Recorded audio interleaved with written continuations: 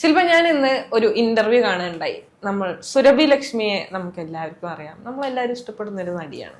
അപ്പം അവരിപ്പോ ഏറ്റവും ലേറ്റസ്റ്റ് ആയിട്ട് അഭിനയിച്ചിരിക്കുന്ന സിനിമ റൈഫിൾ ക്ലബാണ്. അപ്പം ആ സിനിമയ്ക്ക് ശേഷം വരുന്ന ഇന്റർവ്യൂസ് ആണ്. അതിൽ ഒരു ഇന്റർവ്യൂവിൽ അവർ പറഞ്ഞതാണ് ആക്ടേഴ്സ് ആർ ഓൾവേസ് ബെഗേഴ്സ് എന്ന്. അതായത് അഭിനേതാക്കളെല്ലാം ഭിക്ഷക്കാരെ പോലെയാണ്. അപ്പൊ എന്താ എന്ന് ഇന്റർവ്യൂവർ ചോദിക്കുമ്പോൾ അവർ പറയുന്നുണ്ട്, അതായത് ഒരു പുതിയ സിനിമ അല്ലെങ്കിൽ നമ്മൾ ഒരു സിനിമ കഴിഞ്ഞ് നിൽക്കുവാണ്, നമുക്ക് അടുത്തതായി സിനിമ പ്രൊജക്റ്റ് ഒന്നും ആയില്ലെങ്കിൽ നമ്മൾ ഏതെങ്കിലും സംവിധായകർ അങ്ങോട്ട് ഫോൺ ചെയ്തിട്ടോ അല്ലെങ്കിൽ നമ്മൾ എവിടെയും വെച്ച് കാണുകയാണെങ്കിലോ നമ്മൾ അവരോട് ചോദിക്കണം, സാർ അടുത്ത പ്രൊജക്റ്റ് ആയോ, ആവുകയാണെങ്കിൽ അതിനകത്ത് എനിക്ക് ഒരു റോൾ തരണേ, അല്ലെങ്കിൽ ആ ഒരു റോൾ എനിക്ക് തന്നെ തരണേ എന്ന് നമ്മൾ അവരോട് ബെഗ് ചെയ്യണം. Then only we will get a role or എന്താ chance in a new movie എന്നാണ് അവർ പറയുന്നത്. അതുകൊണ്ടാണ് അവർ ആക്ടേഴ്സ് ആർ ഓൾവേസ് ബെഗേഴ്സ് എന്ന് പറയുന്നത്. ശരിക്കും ഈ ആക്ടേഴ്സ് അങ്ങനെ ബെഗ് ചെയ്യേണ്ട ഒരു ആവശ്യകത വരുന്നുണ്ടോ? നമ്മുടെ മുൻകാലങ്ങളിൽ ഉണ്ടായിരുന്ന ആക്ടേഴ്സിനൊക്കെ, അല്ലെങ്കിൽ എല്ലാവരുടെയും കാര്യമല്ല, ഒരു എന്താ പറയാ പ്രോമിനന്റ് ആയിട്ടുള്ള ആക്ടേഴ്സിനൊക്കെ അങ്ങനെ ബെഗ് ചെയ്യേണ്ടുന്നതിന്റെ ആവശ്യകത വന്നിട്ടുണ്ടോ? ആക്ച്വലി ഈ ആക്ടേഴ്സ് ആർ ബെഗേഴ്സ് എന്ന് പറഞ്ഞതിൽ തെറ്റില്ല, പക്ഷെ not all actors are beggars എന്നുള്ളതാണ്. ചില ആക്ടേഴ്സിന് അങ്ങനത്തെ ഒരു അവസ്ഥ വരുന്നുണ്ട്. മേ ബി സുരഭി ലക്ഷ്മി പറഞ്ഞത് ശരിയായിരിക്കാം. കാരണം ഇന്ന് ഒരേ ജോണറിൽ ഒരുപോലെ അഭിനയിക്കുന്ന ഒരുപാട് പേരുണ്ട്. ഇപ്പൊ നമുക്കറിയാം ചില ക്യാരക്ടർ, പണ്ട് നമ്മൾ സുരേഷ് ഗോപിയെ എടുത്ത് നോക്കുകയാണെങ്കിൽ സുരേഷ് ഗോപി ചെയ്ത വേഷങ്ങൾ കൂടുതലും ഈ പോലീസുമായി ബന്ധപ്പെട്ട അല്ലെങ്കിൽ ഒരു കേസ് ഇൻവെസ്റ്റിഗേഷനുമായി ബന്ധപ്പെട്ട ഒരുപാട് കഥാപാത്രങ്ങൾ സുരേഷ് ഗോപി ചെയ്തു വെച്ചിട്ടുണ്ട്. അപ്പോ അത്തരത്തിലുള്ള ക്യാരക്ടർ വരുമ്പോൾ നമുക്ക് ആദ്യം നമ്മുടെ മനസ്സിലേക്ക് എത്താൻ പോകുന്നത് സുരേഷ് ഗോപി എന്ന് പറയുന്ന പേര് തന്നെയായിരിക്കും. അതായത് കഥ എഴുതുന്നയാളെ സംബന്ധിച്ചും മേ ബി ഡയറക്ട് ചെയ്യാൻ പോകുന്ന ഒരാളെ സംബന്ധിച്ചും മേ ബി അവരുടെ മനസ്സിൽ അവർ ഇമാജിൻ ചെയ്തു വെക്കുന്നത് സുരേഷ് ഗോപിനെ ആയിരിക്കാം. ആ ക്യാരക്ടർ ആ ഒരു ടൈപ്പ് ഓഫ് റോൾസിന് ആപ്റ്റ് സുരേഷ് ഗോപിയാണ്. പക്ഷെ ഇന്നത്തെ കാലത്ത് അത് അങ്ങനെയല്ല. ഇന്നിപ്പോ നമ്മള് എന്താ പറയാ, കോമഡി ചെയ്യുന്നവർ സീരിയസ് കഥാപാത്രങ്ങൾ ചെയ്യുന്നു. നമ്മൾ ഒട്ടും പ്രതീക്ഷിക്കാതെ ഇരിക്കുന്നവർ ഡിഫറെന്റ് ആയ ക്യാരക്ടേഴ്സ് ചെയ്ത് നമ്മുടെ ഉള്ളിലേക്ക് കടന്നു വരുന്നു. സോ ഇന്നത്തെ ആൾക്കാർ കുറച്ചും കൂടി എന്താ പറയാ സഫീഷ്യന്റ് ആണ്, സ്കിൽസ് വെച്ചുകൊണ്ട് സഫീഷ്യന്റ് ആണ്. അതല്ലെങ്കിൽ ഇന്ന ടൈപ്പ് ഓഫ് പണ്ട് നമ്മൾ എപ്പോഴും പറയില്ലായിരുന്നോ, എല്ലാ സിനിമയിലും ഒരു കള്ളൻ ഉണ്ടാവും. ആ കള്ളൻ എന്ന് പറയുന്നത് എന്നും ഒരാൾ തന്നെ ആയിരിക്കും, അല്ലെങ്കിൽ സ്ഥിരമായിട്ടുള്ള ഒരു കോൺസ്റ്റബിൾ, സ്ഥിരമായി പാൽക്കാരൻ. ആ ക്യാരക്ടേഴ്സ് ചെയ്യുന്ന ചില ആളുകൾ പെർട്ടിക്കുലർ ആയി ഇരിക്കുന്ന ഒരു സമയം നമ്മുടെ നാട്ടിൽ ഉണ്ടായിരുന്നു. പക്ഷെ ഇന്നത്തെ കാലത്ത് അതിന്റെ ആവശ്യം, ഇന്ന് ഈ സിനിമാ മോഹങ്ങളുമായി എത്തുന്ന ആളുകൾ എന്ന് പറയുന്നത് നിരവധിയാണ്. കാരണം ഇവരാരും സ്കിൽസ് ഇല്ലാത്തവരുമല്ല, എല്ലാവരും സ്കിൽഡ് ആണ്. അപ്പൊ അതുകൊണ്ട് ഒരു ടൈറ്റ് കോമ്പറ്റീഷൻ ഉണ്ട്, ഓരോ കഥാപാത്രത്തിനും വേണ്ടിയിട്ടുള്ള ടൈറ്റ് കോമ്പറ്റീഷൻസ് ഉണ്ട്. പക്ഷെ ഒരു കഥ എഴുതുന്ന ആളെ സംബന്ധിച്ച്, അല്ലെങ്കിൽ ഡയറക്ട് ചെയ്യാൻ പോകുന്ന ഡയറക്ടറെ സംബന്ധിച്ചിടത്തോളം, ഇപ്പോ ഞാൻ പറയട്ടെ, നമ്മൾ ഇപ്പോ ബ്രഹ്മയുഗം സിനിമയില് മമ്മൂക്കയാണ് അതിലെ കേന്ദ്ര കഥാപാത്രമായി എത്തുന്നത്. മമ്മൂക്ക ആ കഥാപാത്രം ചെയ്യണം എന്നുള്ളത് മമ്മൂക്ക പോട്ടെ, ഞാൻ ഈ കഥാപാത്രം ചെയ്തോട്ടെ എന്ന് ചോദിച്ചു വാങ്ങിയ കഥാപാത്രമാകാൻ സാധ്യതയുണ്ടെന്ന് എനിക്ക് തോന്നുന്നില്ല. അത് മാത്രമല്ല, പക്ഷെ മമ്മൂക്കയുടെ കാര്യത്തിൽ ഒരു ഡിഫറൻസ് ഉള്ളതെന്ന് പറഞ്ഞു കഴിഞ്ഞാൽ, എല്ലാവരും പറയുന്നത് മമ്മൂട്ടിയെ കുറിച്ച് പറയുന്നത് എന്താന്ന് വെച്ച് കഴിഞ്ഞാൽ, അദ്ദേഹം പുതിയ സിനിമ തുടങ്ങുകയാണെങ്കിലും അതിനെക്കുറിച്ച് അവരോട് ചർച്ച ചെയ്യുകയും അല്ലെങ്കിൽ സംസാരിക്കുകയും അതിനകത്ത് ഇപ്പോഴും റോള് ചോദിക്കുക, അത് എല്ലാവരുടെ ഇടയിലും നടക്കുന്ന ഒരു കാര്യമാണ് സിനിമ ഇൻഡസ്ട്രിയിൽ. അപ്പം അദ്ദേഹം ഇപ്പോഴും ഓരോ ഡയറക്ടേഴ്സിന്റെ അടുത്തും റോൾ ചോദിക്കാറുണ്ട് എന്നാണ് എല്ലാവരും അദ്ദേഹത്തെ അറിയുന്ന. അത് ശരിക്കും പറഞ്ഞാൽ അദ്ദേഹത്തിന് അതിനൊരു ആവശ്യകത ഇല്ല. പക്ഷെ അദ്ദേഹത്തിന്റെ സ്വഭാവത്തിന് അല്ലെങ്കിൽ അദ്ദേഹത്തിന്റെ ക്യാരക്ടറിന്റെ ഭാഗമായി അദ്ദേഹം ചെയ്യുന്ന കാര്യങ്ങളാണ്. മമ്മൂട്ടി റോൾ ചോദിച്ചില്ലെങ്കിലും അദ്ദേഹത്തിന് സിനിമ കിട്ടില്ല എന്ന് വിചാരിക്കുന്നുണ്ട്. അത് സിനിമ കിട്ടാത്തത് കൊണ്ടല്ല, അദ്ദേഹം എക്സ്പെരിമെന്റ്സ് ചെയ്യാൻ താല്പര്യപ്പെടുന്നത്. അതുകൊണ്ട് മാത്രമാണ് അദ്ദേഹത്തിന് പുതിയ ഇന്നോവേറ്റീവ് ആയിട്ടുള്ള, അല്ലെങ്കിൽ എന്താ പറയാ, ഇതുവരെ പോയിക്കൊണ്ടിരിക്കുന്ന സ്റ്റീരിയോടിപ്പിക്കൽ ആയിട്ടുള്ള റോളുകളല്ലാതെ, അല്ലെങ്കിൽ താൻ ഇത്രയും വർഷങ്ങൾ കൊണ്ട് ചെയ്ത റോളുകളല്ലാതെ അതിനപ്പുറത്തേക്ക് എന്തെനിക്ക് ചെയ്യാൻ പറ്റും, എനിക്ക് എന്നെ തന്നെ മികവുറ്റതാക്കാൻ, അല്ലെങ്കിൽ എന്നെ തന്നെ ഇനിയും ഡെവലപ്പ് ചെയ്യാൻ അത്തരം ചലഞ്ചിങ് ആയിട്ടുള്ള റോളുകൾ വരികയാണെങ്കിൽ അത് എനിക്ക് ചെയ്തിരുന്നെങ്കിൽ, അത് അദ്ദേഹത്തിന്റെ തീക്ഷ്ണമായ ആഗ്രഹമാണ്, അഭിനിവേശമാണ് അഭിനയത്തോടുള്ളതെന്ന് അദ്ദേഹം തന്നെ പറഞ്ഞിട്ടുണ്ട് പല. ഞാൻ ചോദിക്കട്ടെ, ഈ സിനിമാ മേഖലയിൽ നിന്നല്ല, എല്ലാ മേഖലയിലാണെങ്കിലും നമ്മൾ നമ്മളെ തന്നെ അപ്ഡേറ്റ് ചെയ്തുകൊണ്ടിരിക്കുക എന്ന് പറയുന്നത് വലിയൊരു പാർട്ടാണ്. അത് ഏത് മേഖലയിലായിക്കോട്ടെ. ഇപ്പൊ നമ്മൾ ഇവിടെ ജോലി ചെയ്യുന്നുണ്ട്, നമുക്ക് മറ്റൊരു ജോലി വേണമെങ്കിൽ നമ്മൾ അപ്ലൈ ചെയ്യണം. അല്ലാതെ ഒന്നെങ്കിൽ നമ്മൾ അപ്ലൈ ചെയ്ത് ഓക്കെ നമുക്കൊരു മാറ്റം വേണം, നമ്മൾ സ്വയം തീരുമാനിച്ചുകൊണ്ട്, അല്ലെങ്കിൽ ചില ആൾക്കാർ നമ്മുടെ വീഡിയോസ് കണ്ടിട്ടായിരിക്കാം, അതായത് നമ്മളുടെ എന്തെങ്കിലും ആരെങ്കിലും നമ്മളെ കുറിച്ച് പറഞ്ഞറിഞ്ഞാൽ നമ്മളെ സെലക്ട് ചെയ്യുന്നവരുണ്ട്. സോ ഇത് രണ്ടുമുണ്ട്. സോ അതിനൊരു ബെഗിങ് ആയി കാണാതെ നമ്മൾ അപ്ലിഫ്റ്റ് ചെയ്യാൻ ചെയ്യുന്ന ഒരു എന്താ പറയാ ഒരു സ്റ്റെപ്പായി കാണുക എന്നുള്ളതാണ്. ഞാൻ നമ്മൾ അപ്ഡേറ്റ് ചെയ്യാണ് നമ്മളെ തന്നെ എന്നുള്ളതാണ്. അതെ, തീർച്ചയായിട്ടും. ഇപ്പൊ സുരഭി ലക്ഷ്മി എന്ന് പറയുന്ന നടി, സുരഭി ലക്ഷ്മിനെ നമ്മൾ ഒരു ഘട്ടം വരെ ഒരു കോമഡി ചെയ്യുന്ന അതല്ലെങ്കിൽ അത്തരത്തിലുള്ള കുറച്ച് കാഷ്വൽ ആയിട്ടുള്ള റോളുകൾ ചെയ്തിട്ടാണ് സുരഭി ലക്ഷ്മിയെ നമ്മൾ കണ്ടത്. പക്ഷെ ഇപ്പൊ ARM പോലെയുള്ള സിനിമകളിൽ അല്ലെങ്കിൽ ഈ പറയുന്ന റൈഫിൾ ക്ലബ് എന്ന് പറയുന്ന സിനിമയിൽ സുരഭി ലക്ഷ്മി അങ്ങനെയാണോ എത്തിയത്? അല്ലല്ല, ഒരിക്കലും അങ്ങനെയല്ല എത്തിയത്. നമ്മൾ കണ്ട കാഴ്ചയെ മാറിപ്പോയി. അപ്പൊ അത് സുരഭി ലക്ഷ്മി എക്സ്പെരിമെന്റ് ചെയ്യുക അല്ലെങ്കിൽ അവരെ തന്നെ അപ്ഡേറ്റ് ചെയ്തത് കൊണ്ടാണ്. സുരാജ് വെഞ്ഞാറമ്മൂട് ഒരു കാലത്ത് വരെ എന്താ ഭയങ്കര അത്രയും കോമഡി ആയിട്ടുള്ള അല്ലെങ്കിൽ നമ്മളെ അത്രത്തോളം കുടുകൂടാ ചിരിപ്പിച്ചിരുന്ന ഒരാളാണ് സുരേഷ് ഗോപി അല്ല, സുരാജ് വെഞ്ഞാറമ്മൂട് എന്ന് പറയുന്നത്. പക്ഷെ അദ്ദേഹം ഇപ്പോൾ ചെയ്യുന്ന എത്ര സീരിയസ് ആയിട്ടുള്ള റോളുകളാണ്. അത് അദ്ദേഹം ചെയ്തത് എന്താ? അദ്ദേഹത്തിന് വരുന്ന റോളുകൾ മാത്രമേ ചെയ്യുള്ളൂ എന്ന് പറഞ്ഞിട്ട് അദ്ദേഹം അവിടെ ഇരുന്നിരുന്നതിൽ ഇന്നും അദ്ദേഹം കോമഡി കഥാപാത്രങ്ങൾ മാത്രം ചെയ്യുന്ന ഒരാളായിരുന്നിരിക്കാം. അദ്ദേഹത്തിന് എക്സ്പെരിമെന്റ് ചെയ്യാൻ തയ്യാറായതുകൊണ്ട് അല്ലെങ്കിൽ അങ്ങനത്തെ ഒരു കഥാപാത്രത്തിന് മേ ബി അദ്ദേഹം അങ്ങോട്ട് ചോദിച്ചാൽ ആദ്യം അങ്ങനത്തെ ഒരു കഥാപാത്രം വാങ്ങിയതെങ്കിലോ അത് അദ്ദേഹത്തിന് അപ്ഡേറ്റ് ചെയ്യുന്നതാണ്. അതിനൊരു എന്താ പറയാ ബെഗ്ഗിങ്ങിനെ പോലെ കമ്പയർ ചെയ്യേണ്ട ഒരു ആവശ്യകത ഉണ്ടെന്ന് എനിക്ക് തോന്നുന്നില്ല എന്നുള്ളതാണ്. നമ്മളിപ്പോ ഒരു സോഫ്റ്റ്വെയർ നമുക്കറിയാം, അടുത്ത സോഫ്റ്റ്വെയർ നമ്മൾ ചോദിച്ചു പഠിക്കുക എന്നുള്ളതാണ്. ഇപ്പൊ എനിക്ക് എഡിറ്റിംഗ് അറിയില്ലെങ്കിൽ എഡിറ്റിംഗ് ഞാൻ ചോദിച്ചു പഠിക്കുന്നതിന് എനിക്ക് ബെഗ്ഗിങ് എന്ന് പറയാൻ പറ്റും? ഇല്ല. നമ്മൾ അവിടെ നമ്മളെ തന്നെ അപ്ഗ്രേഡ് ചെയ്യണം അല്ലെങ്കിൽ അപ്ഡേറ്റ് ചെയ്യണം, അപ്ലിഫ്റ്റ് ചെയ്യണം എന്നൊക്കെ നമുക്ക് ആ രീതിയിൽ അതിനെ കാണുന്നതാണ് നല്ലത് എന്നാണ് ഞാൻ കരുതുന്നത്. ഇപ്പം ശില്പ പറഞ്ഞ പോലെ തന്നെ സുരാജ് വെഞ്ഞാറമ്മൂട് അദ്ദേഹം എന്താ പറയാ അദ്ദേഹം മുൻപ് ചെയ്തിരുന്ന ക്യാരക്ടറുകൾ വെച്ചിട്ട് അദ്ദേഹത്തിനെ ആ ഒരു കാറ്റഗറിയിലാണ് കണ്ടിരുന്നത്. ഒരു ചെയ്യുന്ന ക്യാരക്ടർ പോലെ തന്നെയാണ് അദ്ദേഹം പേഴ്സണൽ ലൈഫിലും അല്ലെങ്കിൽ അതേ അദ്ദേഹത്തിനെ കൊണ്ട് സാധിക്കുകയുള്ളൂ എന്നുള്ള രീതിയിലാണ് അദ്ദേഹത്തിനെ നോക്കിക്കണ്ടിരുന്നത്. പക്ഷെ അതല്ല, ആക്ഷൻ ഹീറോ ബിജു എന്ന സിനിമയോട് കൂടിയാണ് അദ്ദേഹത്തിന്റെ പ്രത്യക്ഷത്തിൽ അദ്ദേഹത്തിന് പെർസ്പെക്റ്റീവ് മാറി വന്നത്. ആ സിനിമ കണ്ട സമയത്ത് എല്ലാവരും ഇദ്ദേഹത്തിന് എങ്ങനെയോ സാധിച്ചു എന്നുള്ളത്, അദ്ദേഹം എത്ര നേരം ഉണ്ടായിരുന്നു എന്നുള്ളതാണ്. അതെ, വളരെ ചെറിയ മാത്രമാണ്. അതെ, വളരെ ചെറിയ എന്താ പറയാ വളരെ ചെറിയ റോൾ എന്നല്ല അതിനെ പറയാൻ സാധിക്കുക. പക്ഷെ ആ സിനിമയിൽ അദ്ദേഹത്തിന്റെ സാന്നിധ്യം വളരെ കുറവായിരുന്നു, അല്ലെങ്കിൽ അദ്ദേഹത്തിന്റെ സ്ക്രീൻ പ്രസൻസ് വളരെ കുറവായിരുന്നെങ്കിൽ പോലും ആ വന്നുപോയ സമയത്തെ ഏറ്റവും കൂടുതൽ മെമ്മറബിൾ ആക്കിയതിന് ശേഷമാണ് അദ്ദേഹം വന്നു പോയെന്നുള്ളതാണ്.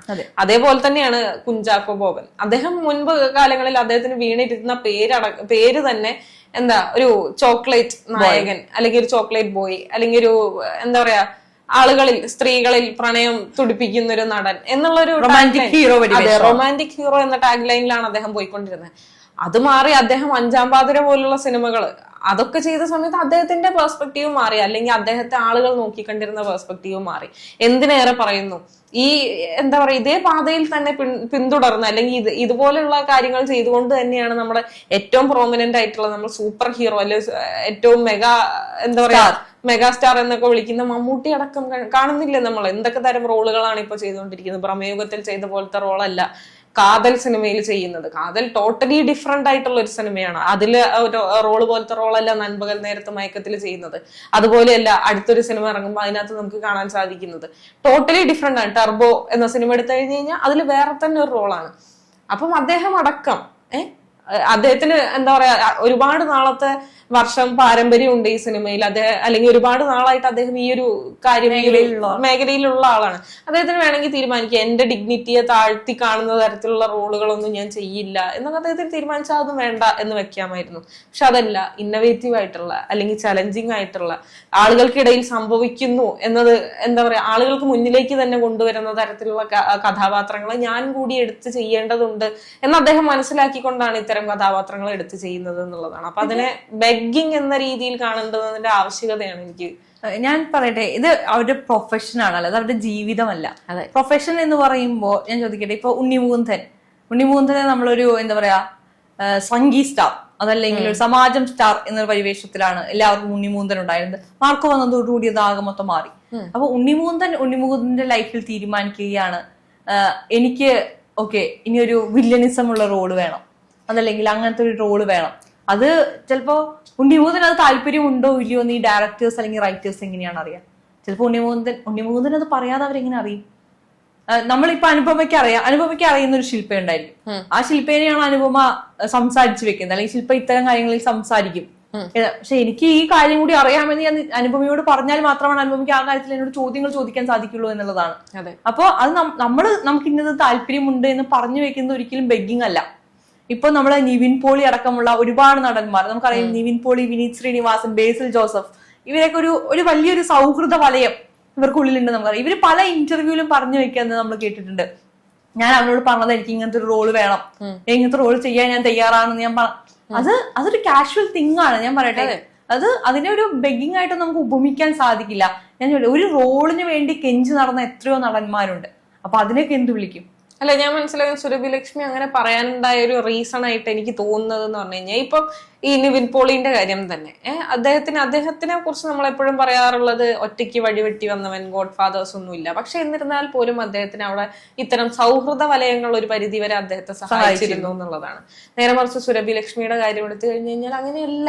അവര് തീർത്തും ഒറ്റയ്ക്ക് വഴിവെട്ടി വന്നയാളാണ് അദ്ദേഹത്തിന്. പക്ഷെ അവരെന്തുകൊണ്ട് കയറി വന്നു? അവരുടെ സ്കില്ല് കൊണ്ടാണ്. ഇപ്പൊ നമ്മൾ എത്ര പോയി യാചിച്ചാലും നമുക്ക് അതിനുള്ള ഒരു കഴിവില്ലെങ്കിൽ നമുക്കതിനെ എങ്ങനെയാണ് നമുക്ക് ഒരു ഓപ്പർച്യൂണിറ്റി കിട്ടുന്നത്? കിട്ടില്ല. അത് സുരഭി ലക്ഷ്മി എന്ന് പറയുന്ന നടിയുടെ മികവ് തന്നെയാണ് സുരഭി ലക്ഷ്മി ഇന്ന് നിൽക്കുന്ന ഒരു അവസ്ഥയിലേക്ക് എത്തിയത്. പക്ഷെ അതിന് മേ ബി അവർക്ക് ഒരുപാട് പേരുടെ മുന്നിൽ എന്താ പറയാ, എനിക്ക് റോള് തരുമോ എന്ന് ചോദിക്കേണ്ടി വന്നേക്കാം. പക്ഷെ അതിനൊരു ബെഗിങ് ആയി ആ നടി കാണേണ്ട ആവശ്യമില്ല എന്നാണ് എനിക്ക് തോന്നുന്നത്. പക്ഷെ പല അവസരങ്ങളിലും നമ്മൾ പുറത്തു നിന്ന് കാണുന്ന സിനിമാ ലോകമല്ല അകത്തുള്ളതെന്നുള്ള പല വാർത്തകളും കേൾക്കുമ്പോൾ നമ്മൾ അറിയാറുള്ളതാണ്. ഒരുപക്ഷെ ഇവര് പലരുടെ അടുത്തും റോളുകൾ ചോദിച്ച സമയത്ത് അവരോട് പെരുമാറിയ രീതികൾ കൊണ്ടായിരിക്കും അവർക്ക് അങ്ങനെ തോന്നിയിരിക്കുക. ഇന്ന് നമുക്ക് അങ്ങനെ അടിയറവ് പറഞ്ഞു നിൽക്കേണ്ട ഒരു കാലത്തല്ല നമ്മൾ ജീവിക്കുന്നത്. ഇപ്പൊ ഹേമ കമ്മിറ്റി റിപ്പോർട്ട് വന്ന സമയത്ത് നമ്മൾ സംസാരിച്ചൊരു വിഷയമാണ്. ഇന്ന് പണ്ടത്തെ പോലെ കിടന്നു കൊടുക്കേണ്ടി വന്ന് സിനിമാ റോളുകൾ വാങ്ങേണ്ട ഒരു ആവശ്യകത നമ്മുടെ നാട്ടിലില്ല. അല്ല, കിടന്നു കൊടുക്കുക എന്നുള്ളതിനപ്പുറത്തേക്കായിട്ട് വേറെയും മാനങ്ങളുണ്ട്. ഞാൻ പറഞ്ഞത് ഏറ്റവും പ്രൊമിനന്റ് ആയി പണ്ട് കാലങ്ങളിൽ നിന്നിരുന്ന ഒരു കുറച്ചു കാലങ്ങൾക്ക് മുൻപ് വരെ പ്രൊമിനന്റ് ആയി നിന്നിരുന്ന ഒരു വിഷയമാണ്.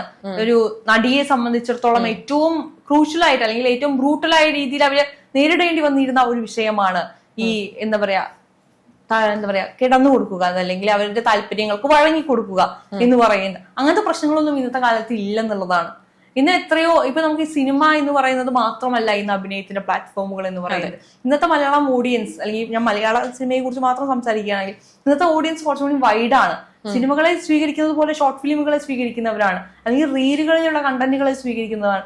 ഇന്ന് ഈ സെലിബ്രിറ്റി സ്റ്റാറ്റസിൽ ജീവിക്കുന്ന ഈ നടന്മാരുടെയും നടിമാരുടെയും അതേ ലെവലിൽ ജീവിക്കുന്നവരാണ് ഇൻസ്റ്റാഗ്രാമിലെ ഇൻഫ്ലുവൻസേഴ്സ് എന്ന് പറയുന്നത് അല്ലെ.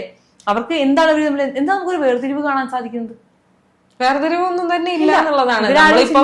റീലുകളിലുള്ള ആളുകളെയൊക്കെ തന്നെയാണ് ഇപ്പൊ സിനിമയിലേക്ക് കണ്ടുകൊണ്ടിരിക്കുന്നത്. ഇവര് അവരുടെ സ്കില്ല് കൊണ്ട് എത്തിപ്പെട്ടവരാണ്. ഇപ്പൊ നമ്മൾ ഈ ഡ്രാമ സ്കൂളുകൾ, നമുക്ക് നമ്മുടെ നാട്ടില് ഡ്രാമ സ്കൂളുകളിലൊക്കെ നമ്മൾ പോയി കഴിഞ്ഞാൽ നമുക്ക് കാണാൻ സാധിക്കും ഫുൾ ടൈം അതിനുവേണ്ടി ഡെഡിക്കേറ്റഡ് ആയി ഒരു നാടകം എന്ന് പറയുന്നതിന് ജീവൻ, അവിടെയൊക്കെ ഒരു അൾട്ടിമേറ്റ് എയിം എന്ന് പറഞ്ഞു നിൽക്കുന്നത് സിനിമകൾ തന്നെയാണ്. പക്ഷെ അവർക്ക് അതിലേക്ക് എത്തിപ്പെടുക എന്ന് പറയുന്നത് ബുദ്ധിമുട്ടുള്ള ഒരു കാര്യമായിട്ടാണ് ഇന്നും നിൽക്കുന്നത്. അതിനെ മേ ബി സുരഭി ലക്ഷ്മി പറഞ്ഞതുപോലെ അതിന് പിന്നാലെ നടക്കേണ്ടി വരും. പക്ഷെ അതിനൊരു ബെഗിങ് ആയി കാണുകയാണെങ്കിൽ എത്ര കാലം നടക്കാൻ സാധിക്കും? നേരെ മറിച്ച് എനിക്കത് വേണം, അതിന്റെ ആവശ്യകതയായി മാറുമ്പോൾ അതിനെ നമ്മൾ ബെഗിങ് ആയി കണക്കാക്കിയിട്ട് എന്നുള്ളതാണ്. നമ്മളൊരു ജോലിക്ക് വേണ്ടി എത്ര സ്ഥലത്തേക്ക് റെസ്യൂമുകൾ അയക്കും? അതിന് നമ്മൾ ഓക്കെ ഇങ്ങനെ ആരുടെയും കാല് പിടിച്ചിട്ട് എനിക്ക് ജോലി വേണ്ട എന്ന് പറഞ്ഞാൽ ഇവിടെ ഇരിക്കത്തേ ഉള്ളൂ. അല്ലാതെ നമുക്കൊന്നും ചെയ്യാൻ പറ്റില്ല. നമ്മൾ അതിനെ കാണുന്ന രീതി മാറിക്കഴിഞ്ഞാൽ അത് ഇപ്പൊ ഈ പറയുന്ന ഈ ബെഗിങ് എന്ന് പറയുന്ന ടേം ആണ് എനിക്ക് തോന്നുന്നു കുറച്ചും കൂടി ഈ വിഷയത്തെ കുറിച്ച് നമ്മളിപ്പോ സംസാരിക്കേണ്ട ഒരു അവസ്ഥയിലേക്ക് എത്തിയത്. ഒരുപാട് കഷ്ടപ്പാടുകൾ എന്നൊക്കെ പറയുമ്പോൾ നമുക്കത് മനസ്സിലാക്കാൻ സാധിക്കും. ശരിയാണ്, ഒരുപാട് സ്ട്രഗിൾ ചെയ്യേണ്ടി വരും. പക്ഷെ അത് എല്ലാ ജോലിക്കും ഉണ്ട് എന്നുള്ളതാണ്. സിനിമയ്ക്ക് മാത്രമല്ല, എല്ലാ ജോലിക്കും ഉണ്ട്.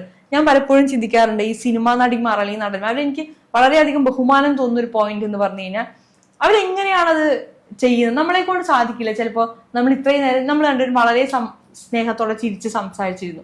മേ ബി ആ ടേക്ക് പറയുമ്പോൾ മേ ബി ഞാൻ അനുപമയോട് ഷൗട്ട് ചെയ്യുന്ന ഒരു സീനാണെങ്കിൽ അതെങ്ങനെ സാധിക്കും? ആ ഒരു മൊമെന്റിൽ അവരുടെ മൊത്തത്തിലുള്ള മൂഡ് മൊത്തം മാറ്റി ആ ഒരു രീതിയിലേക്ക് മാറുന്നു. സോ അത് അവരുടെ ജോലിയാണ്, അത് അവരുടെ സ്കില്ലാണ് ഒബ്വിയസ്ലി. പക്ഷെ എബവ് ദാറ്റ് അതൊരു പ്രൊഫഷനാണ്. അതുപോലെ തന്നെയാണ് ബാക്കി എല്ലാ പ്രൊഫഷനും. നമ്മൾ നമ്മളെ അപ്ഡേറ്റ് ചെയ്തില്ലെങ്കിൽ നമ്മൾ നമ്മളുടെ കാര്യങ്ങൾ നമ്മൾ എന്തിനാണ് ഈ റെസ്യൂമെ ഉണ്ടാക്കി പിടിക്കുന്നത്? നമുക്ക് ഇതൊക്കെ അറിയാട്ടോ എന്ന് നമ്മൾ പറഞ്ഞു കൊടുക്കുകയാണ് അല്ലെ. അല്ലാതെ ഇപ്പൊ ഒരാൾക്ക് എന്റെ മുഖം കടയിൽ ഓക്കെ ശില്പ ഇതൊക്കെ ചെയ്യുമെന്ന് ആർക്കും കണ്ടുപിടിക്കാൻ പറ്റില്ലല്ലോ. ഞാൻ ഇതൊക്കെ ചെയ്തിട്ടുണ്ട് എന്ന് പറയും. ഇപ്പോൾ എല്ലാ നടന്മാർക്കും അവരുടേതായ ഒരു പ്രൊഫൈലുണ്ട്. എന്തിനാണ് ഇവരൊക്കെ ഇൻസ്റ്റാഗ്രാം ഹാൻഡിലുകൾ ഹാൻഡിൽ ചെയ്യുന്നത്? ഇൻസ്റ്റാഗ്രാം ഹാൻഡിലുകൾ എന്ന് പറയുന്നത് ഇന്നൊരു പ്രൊഫൈൽ പോർട്ട്ഫോളിയോ പോലെയായി മാറിയിരിക്കുകയാണ്. നമ്മുടെ വർക്കുകൾ പ്രദർശിപ്പിക്കാൻ, നമ്മൾ ഇതൊക്കെ ചെയ്യുന്നുണ്ടെന്ന് പ്രദർശിപ്പിക്കാനുള്ള ഒരു പോർട്ട്ഫോളിയോ ആണ് ഇൻസ്റ്റാഗ്രാം ഹാൻഡിലുകൾ എന്ന് പറയുന്നത്. സോ അതിനെ ആ ഒരു രീതിക്ക് എടുക്കുക, അതിനൊരു എഫേർട്ടായി കാണുക. വിജയങ്ങളിലേക്ക് എത്താൻ എന്തായാലും എഫേർട്സ് വേണമല്ലോ.